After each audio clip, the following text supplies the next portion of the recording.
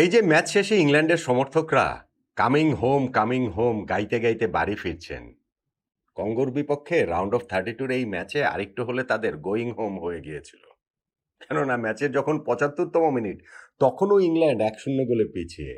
15 minute বাকি রয়েছে, injury time মিলিয়ে ধরেন মিনিট 20, কিন্তু ওর মধ্যে ইংল্যান্ড সমতাসূচক গোল না করতে পারলে, সমতাসূচক গোল করলে তো সেটা অন্তত পক্ষে এক্সট্রা টাইমে যাবে, কিন্তু তা না হলে ইংল্যান্ডের বিদায় ঘন্টা বিশ্বকাপ থেকে সেইখানেই বেড়ে যায়। হিউজ একটা শক হয়ে যায় কঙ্গোর কাছে ইংল্যান্ডের পরাজয়, এবং সেই সময়ই ইংল্যান্ডের ত্রাণকর্তা হিসাবে আবির্ভূত হ্যারি কেইন, তাদের ক্যাপ্টেন, তাদের দেশের ফুটবল ইতিহাসে সর্বকালের সর্বোচ্চ গোলদাতা, তাদের বিশ্বকাপ ফুটবল ইতিহাসে সর্বকালের সর্বোচ্চ গোলদাতা, এবং এই ম্যাচটাতেও তিনি 75তম মিনিটে গোল করে ইংল্যান্ডকে সমতায় ফেলালেন।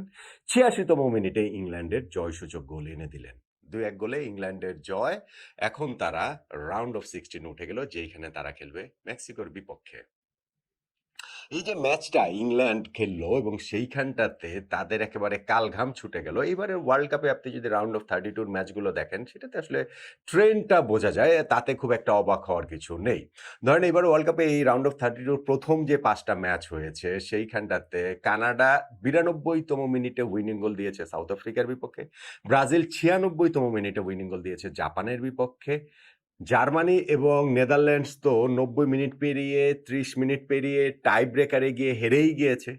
নরওয়ে 86তম মিনিটে উইনিং গোল তারা দিয়েছিল আইভরি কোস্টের বিপক্ষে। তার মানে প্রথম যে 5টা ম্যাচ হয়েছে এই নকআউট পর্বে, সেইখানে সবচেয়ে আর্লিয়েস্ট উইনিং গোল হচ্ছে 86তম মিনিটে।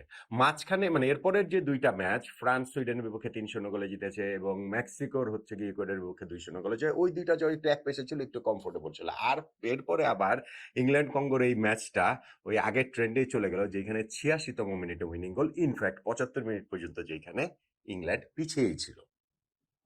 দেখেন কঙ্গো এই ম্যাচটাতে ক্লিয়ার আন্ডারডগ ছিল, কিন্তু তারা যখন ম্যাচের শুরুতেই গোল পেয়ে যায় 7ম মিনিটে, ইংল্যান্ড আবার তখন ক্লিয়ারলি তারা হচ্চকিত হয়ে যায়, এবং সেই জায়গাটা থেকে তারা রিকভার করতেই অনেকটা সময় লেগেছে। এই যে পিছিয়ে আছে, এটা হজম করাটাই ইংল্যান্ডের জন্য কঠিন হয়ে গেছে, এবং গোলটাও হয়েছে দারুণ।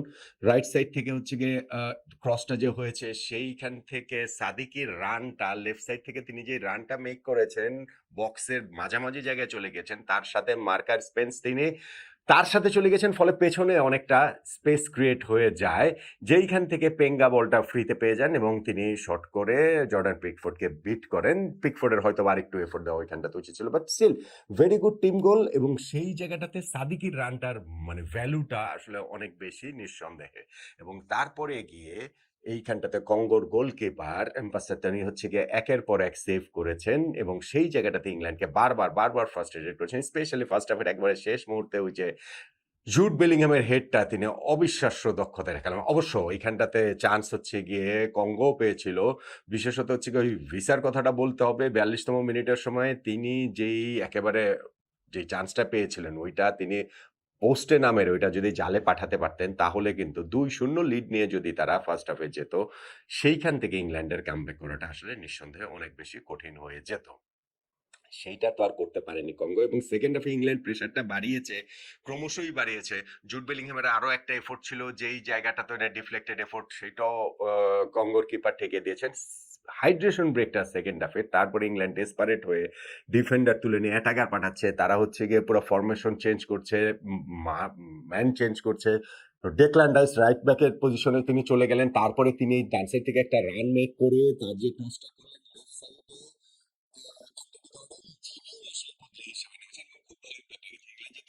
দুইটা গোলের অ্যাসিস্টই কিন্তু এই গর্ডনের, রাশফোর্ডের জায়গায় রাশফোর্ড কিন্তু ফার্স্ট হাফে তার একটা এফোর্ট ছিল, যেটা ওয়ান বিসাকাই গোল থেকে সেভ করেছে। যাই হোক, সেইখান থেকে হচ্ছে কি গর্ডনের যে এই ক্রসটা তিনি করেছেন, হ্যারি কেইনের তখন অনেক কিছু করার ছিল।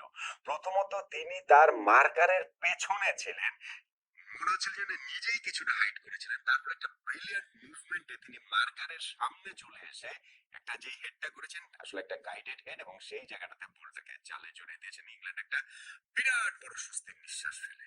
আর যখন খেলাটা অতিরিক্ত সময়ে গেল না, মানে হচ্ছে কি উইনিং মোমেন্ট আসে, সেইটা গোলটাও আসলে হ্যারি কেনের আর দুর্দান্ত একটা গোল হয়েছে। প্রথমত একটা থ্রু বল ধরে জুড বেলিংহাম রানটা মেক করে, এবং তিনি যে শটটা নিয়েছিলেন সেইটা কঙ্গোর কিপার ফিরিয়ে দেয়, কিন্তু ওই বলটাতেই যখন সেইটা চলে আসলো আবার অ্যান্টনি গর্ডনের কাছে এবং তিনি সেটা হ্যারি কেনের কাছে যখন দেন, হ্যারি কেন তখন এই পেনাল্টি এরিয়ার ঠিক মাঝ বরাবর ছিলেন, টপে ছিলেন। সেইখান থেকে রাইট সাইডে তিনি সরে গিয়ে মার্কার সাথে থাকা সত্ত্বেও তারপরে নিয়ার পোস্ট দিয়ে একটা জোরালো শটে যে তিনি করলেন, সেইটাতে আসলে কঙ্গোর কিপার নড়ারই সময় পায়নি। ২ টা গোল হয়ে গেল হ্যারি কেনের। এই ওয়ার্ল্ড কাপে তার ৫ টা গোল হয়ে গেল। গোল্ডেন বুটের রেসে তিনি প্রবলভাবে তো ছিলেনই, এখনো তো সেটা আরো বেশি করে উপস্থিতি জানিয়ে দিলেন। ৬ গোল করে লিওনেল মেসির, কিলিয়ান এমবাপ্পের, ৫ গোল করে আর্লিং হ্যালান্ডের সঙ্গে এখন হ্যারি কেন। ওয়ার্ল্ড কাপে তার হয়ে গেল ১৩ গোল। ইংল্যান্ডের সর্বকালের সর্বোচ্চ গোলদাতায় তো গ্যারি লিনেকারকে আগেই পেরিয়ে গেছেন। এখন ওই লিস্টটাতে ইনফ্যাক্ট প্রথম গোলে পেলের পাশে বসে, দ্বিতীয় গোলটাতে জাফতের পাশে বসলেন তিনি। ১৩টা গোল বিশ্বকাপে তার হয়ে গেল। কিন্তু এইসবের চেয়ে সবচেয়ে ইম্পর্টেন্ট যেটি স্ট্যাট, সেটা হচ্ছে ইংল্যান্ডের ওই কামিং হোম, তাদের ওই যে স্বপ্নটা, তাদের ওই আশাটা, ওই গানটা তারা আরো একটা ম্যাচ অন্তত পক্ষে গাইতে পারছে মেক্সিকোর সঙ্গে। এখন রাউন্ড অফ 16 এর লড়াই। ইংল্যান্ড এই ম্যাচটাতে খুব ভালো খেলেছে বলার তো কোনো উপায় নেই, বরং তারা ঘাম ঝরিয়েই জয়টা আদায় করে নিয়েছে। সেই জয়ের পর তারা সত্যি কি ৬৬ বিশ্বকাপের পর আবার শিরোপাটা জিততে পারবে কিনা? ৬৬ বিশ্বকাপ ফাইনালে পশ্চিম জার্মানির বিপক্ষে তারা যে ৪-২ গোলে জিতেছিল, তারপর কিন্তু ওয়ার্ল্ড কাপের নকআউট স্টেজের কোনো ম্যাচ ইংল্যান্ড পিছিয়ে পড়ার পরও জিতলো। ফলে ইন্সপিরেশন নেওয়ার তো ডেফিনেটলি অনেক কিছু রয়েছে। তবে এই ইংল্যান্ড আপাতত আরো একটা ম্যাচের জন্য, আরো একটা রাউন্ডের জন্য তাদের এবং তাদের সমর্থকদের ওই কামিং হোম গানেরটা অব্যাহত থাকলো। কঙ্গোর এই ভীষণ চাপ এবং ভীষণ আতঙ্ক পেরিয়ে বিশ্বকাপে ইংল্যান্ড রাউন্ড অফ 16-এ উঠে গেল।